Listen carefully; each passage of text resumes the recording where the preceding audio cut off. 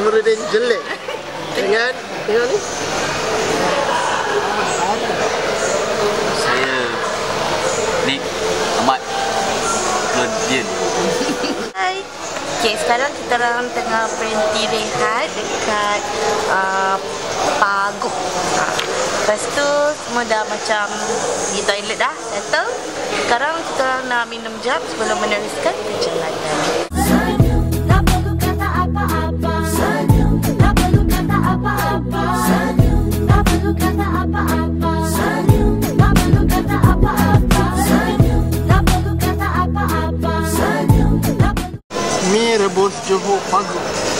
Kita akan cuba rasa dah. Sama ada kita boleh kritik, sama ada boleh datang Pagoh atau tidak. Kita cuba.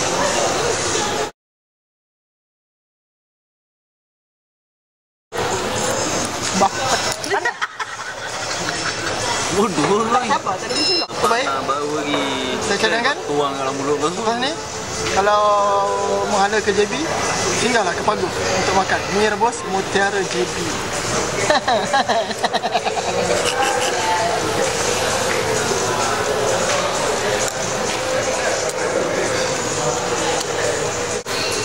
Saya minta maaf, kami terpaksa berkongsi makanan. Maklumlah production tu miskin.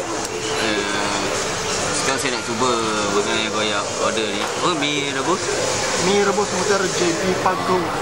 dan Aku dah ulang berapa kali? Libon Mosdi. Late Libon Mosdi. Anda mesti cuba.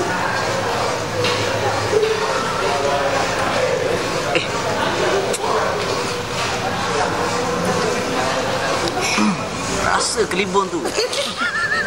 Cuba Lagi sekali Mosdi tu pun ada lah. Boleh tahan. Boleh cuba. Cubalah kelibon Mosdi Mutiara hak sambal. Saja mesej dari kami. Datanglah ke Kelibon Mosdi Mi rebus. Sambal.